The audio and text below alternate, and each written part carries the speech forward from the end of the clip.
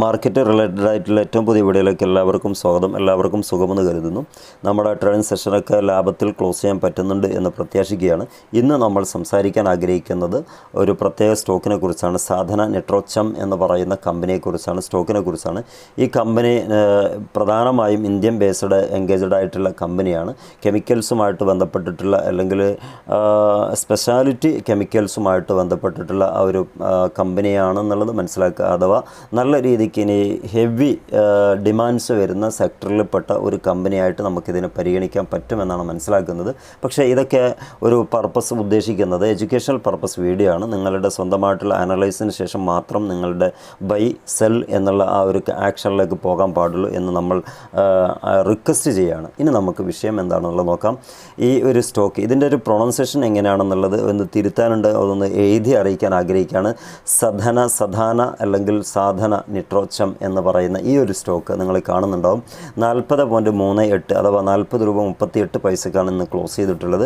0.92 minus ആയിട്ടാണ് കാണുന്നത്. Percentage അടിസ്ഥാനത്തിൽ പറയുകയാണെങ്കിൽ 2.23% താഴെ പോയിട്ടാണ് ഇന്ന് ക്ലോസ് ചെയ്തിട്ടുള്ളത്. ഒരു പെർഫോമൻസിൻ്റെ ഒരു ഓവർവ്യൂ നോക്കുകയാണെങ്കിൽ ഇന്നത്തെ ദിവസം 2024 ജനുവരി മാസം 8-ാം തീയതി ഇത് ക്ലോസ് ഇതിൻ്റെ ലോ ലെവലിൽ നോക്കുമ്പോൾ 40 രൂപ വരെ താഴോട്ട് വന്നിട്ടുണ്ട്. ഹൈ ലെവലാണെങ്കിൽ 41 രൂപ 90 പൈസ അഥവാ 1 രൂപയ്ക്ക് വേണ്ടി ട്രേഡ് ചെയ്ത ആളുകൾക്ക് ഇൻട്രാഡേ ലെവലിൽ തന്നെ ക്ലോസ് ചെയ്ത് പോരാൻ പറ്റുന്ന ഒരു ചാൻസ് ഈ കമ്പനി നൽകിയിട്ടുണ്ട് എന്നുള്ളത് മനസ്സിലാക്കാൻ പറ്റുന്നുണ്ട് ഒരു ദിവസം കൊണ്ട്. അത് ഹൂജി ഫണ്ട് ഇറക്കിയിട്ട് ഹൂജി ക്വാണ്ടിറ്റി ചെയ്യുന്ന ആളുകൾക്ക് വലിയൊരു പ്രോഫിറ്റ് ബുക്ക് ചെയ്യാൻ പറ്റും ഇത്തരം സ്റ്റോക്കുകളിൽ. പക്ഷേ അതെല്ലാവരുടെയും ഭാഗ്യം അങ്ങനെ ആയിക്കൊള്ളുന്നില്ല. എന്ന് പറഞ്ഞാൽ നമ്മൾ എടുക്കുന്ന ആ ഒരു ദിവസം ഇത് ഇത്രമേൽ പൊന്തിക്കൊള്ളണമെന്നില്ല, റേസ് ആയിക്കൊള്ളണം എന്നില്ല. ഒരു വർഷത്തെ കണക്കെടുക്കുകയാണെങ്കിൽ 52 വീക്കിൽ ലോ വന്നിട്ടുള്ളത് 37 രൂപ 74 പൈസയാണ്. ഇതേ ഒരു ഫിഗർ അഥവാ ഹൈ എൻഡ് പോയിട്ടുള്ളത് 74 രൂപയാണ്. ഇതൊരു നല്ലൊരു സ്കെയിലാണെന്നാണ് ഞാൻ മനസ്സിലാക്കുന്നത്. കാരണം ഈ 52 വീക്കിൻ്റെ ഇടയിൽ സ്റ്റോക്കിലേക്ക് ഇൻവെസ്റ്റ് ചെയ്ത ആളുകളെ സംബന്ധിച്ചിടത്തോളം ഒരു മോശമില്ലാത്തൊരു പ്രോഫിറ്റ് ബുക്ക് ചെയ്ത് ഇറങ്ങാൻ പറ്റിയിട്ടുണ്ട് എന്നുള്ളത് ഈ ഒരു ചെറിയ ഫിഗറിൽ വരുന്ന സ്റ്റോക്കിനെ സംബന്ധിച്ചിടത്തോളം വലിയൊരു ഓപ്പർച്യൂണിറ്റിയാണെന്നുള്ളത് യാതൊരു തർക്കവുമില്ല, സംശയമില്ല. പക്ഷേ ഈ ഒരു മേഖലയിലേക്ക് വരുന്ന ആളുകൾ മെയിനായിട്ട് കാണിക്കേണ്ടത് വലിയ ഒരു ക്ഷമയാണ്, അതോടൊപ്പം തന്നെ കരുതലുമാണ്. എപ്പോഴും നമ്മൾ അലേർട്ടായിരിക്കണം എന്നുള്ളൊരു പ്രത്യേകത കൂടി ഈ മാർക്കറ്റിൽ ട്രേഡ് ചെയ്യുന്ന ആളുകൾക്ക് അത്യാവശ്യമായി ഉണ്ടാകേണ്ടതാണ്. നെക്സ്റ്റ് ഫണ്ടമെൻ്റൽ സൈഡ് നമുക്കൊന്ന് നോക്കാം. മാർക്കറ്റ് ക്യാപിറ്റലൈസേഷൻ 1361 കോടി രൂപയാണ്.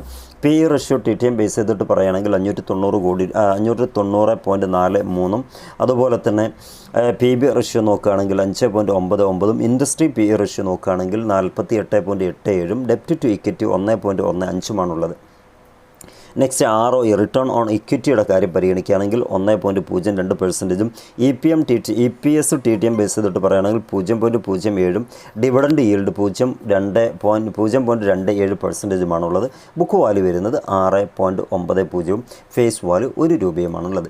ഇനി നെക്സ്റ്റ് ഫിനാൻഷ്യൽ സൈഡ് നമുക്കൊന്ന് നോക്കാം.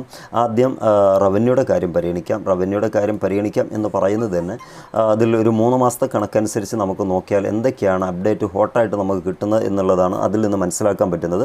3 മാസ കണക്കനുസരിച്ച് അഥവാ ക്വാർട്ടർലി ബേസ് ചെയ്തിട്ട് പറയുകയാണെങ്കിൽ 2023 September quarter to 2024 September quarter വരെ 5 ലെഗ്സുകൾ നമുക്കൊന്ന് പരിശോധിക്കാം.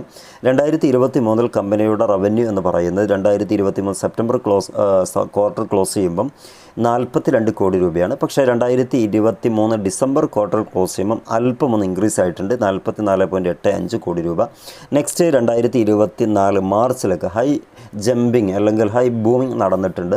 ഒരു നല്ല രീതിക്കുള്ള ഒരു പെർഫോമൻസ് കമ്പനിയുടെ റവന്യൂയുടെ കാര്യത്തിൽ 3 മാസത്തെ കണക്കനുസരിച്ച് എടുക്കുമ്പം 67.02 കോടി രൂപ അച്ചീവ് ചെയ്യാൻ പറ്റിയിട്ടുണ്ട് എന്നുള്ളതാണ്. പക്ഷേ അത് നിലനിർത്താൻ കമ്പനിക്ക് സാധിച്ചിട്ടില്ല. ജൂൺ 2024 ക്ലോസ് ചെയ്യുമ്പം ആ ഒരു ക്വാർട്ടറിൽ 36.39 കോടി രൂപയായിട്ട് ഒന്ന് റെഡ്യൂസ് ചെയ്യപ്പെട്ടിട്ടുണ്ട്, അഥവാ കുറഞ്ഞു പോയിട്ടുണ്ട്.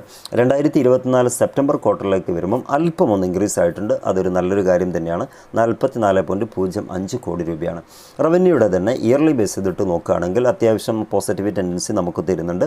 ഈ ഒരു ലെഗ്സുകൾ നിങ്ങൾ കാണുമ്പോൾ 2020, 21, 22, 23, 24 5 വർഷത്തെ കണക്കുകളാണ് നമുക്ക് മുമ്പിൽ തെളിഞ്ഞു വന്നിട്ടുള്ളത്.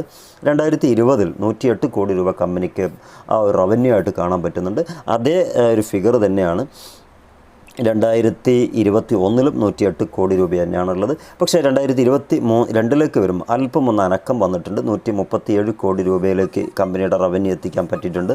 2023-ലേക്ക് വരുമ്പോൾ അല്പം കൂടി ഉയർന്നിട്ടുണ്ട്. 10 കോടിയോളം ഉയർച്ചയിലേക്ക് വന്നിട്ടുണ്ട്.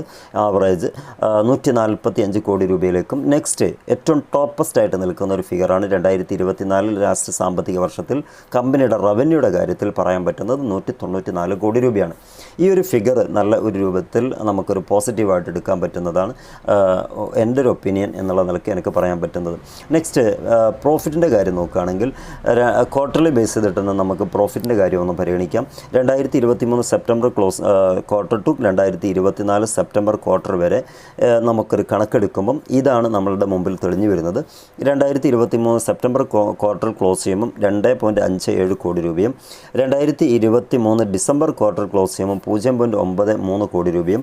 നെക്സ്റ്റ് മാർച്ച് ക്വാർട്ടർ ക്ലോസ് ചെയ്യുമ്പം 2024 മാർച്ച് മാസം ക്ലോസ് ചെയ്യുമ്പം 0.52 കോടി രൂപയും 2024 ജൂൺ മാസത്തിലെ ക്വാർട്ടർ ക്ലോസ് ചെയ്യുമ്പം 0.62 അതുപോലെ സെപ്റ്റംബർ ക്വാർട്ടർ ക്ലോസ് ചെയ്യുമ്പം 0.26 എന്ന് പറയുമ്പോൾ നമുക്ക് തമാശ രൂപേണ പറയാൻ പറ്റും വളർച്ച താഴോട്ടേക്ക് കാണുന്നുള്ളത്. പ്രോഫിറ്റിൻ്റെ കാര്യത്തിൽ അതാണ് കാണുന്നത് ക്വാർട്ടർലി ബേസ് ചെയ്തിട്ട്. ഇനി ഇയർലി ബേസ് ചെയ്തിട്ടും താരതമ്യം തദൈവ എന്ന് പറയാൻ പറ്റും. 2020 ടു 2024 5 വർഷത്തെ കണക്കെടുക്കുമ്പം പ്രോഫിറ്റിൻ്റെ കാര്യത്തിലും താഴോട്ടാണ് വളർച്ച വന്നുകൊണ്ടിരിക്കുന്നത്. 2020-ൽ 14.65 കോടി രൂപ ഉണ്ടായിരുന്നിടത്ത് 2021-ലേക്ക് വരുമ്പോൾ അല്പം ഒന്ന് കൂടിയിട്ടുണ്ട്, അല്പം ഇൻക്രീസ് ആയിട്ടുണ്ട്. 15.93-ലേക്ക് എത്തിയിട്ടുണ്ട്. 93 കോടി രൂപയിലേക്ക് എത്തിയിട്ടുണ്ടെങ്കിൽ പോലും വളരെ വലിയ ഒരു വീഴ്ച കമ്പനിയുടെ ഭാഗത്ത് നിന്ന് പ്രോഫിറ്റിൻ്റെ സ്കെയിലിൽ കാണുന്നുണ്ട്. 2022-ലേക്ക് വരുമ്പം 6.22 കോടി രൂപയായിട്ട് കുറഞ്ഞിട്ടുണ്ട്. അതിൽ നിന്നും അല്പം താഴോട്ടേക്കാണ് 2023-ലേക്ക് എത്തുമ്പം പ്രോഫിറ്റ് ഒന്നുകൂടിയും ചുരുങ്ങിയിട്ട് 3.18-ലേക്കും അല്പം ഒന്ന് ഉയർന്നിട്ട് 2024 വർഷം അവസാനിക്കുമ്പം പ്രോഫിറ്റിൻ്റെ കാര്യത്തിൽ നമുക്ക് 4.08 കോടി രൂപയായിട്ട് കാണാൻ പറ്റുന്നുണ്ട്. നെക്സ്റ്റ് നമ്മൾ നോക്കുന്നത് നെറ്റ്വർത്തിൻ്റെ കാര്യമാണ്.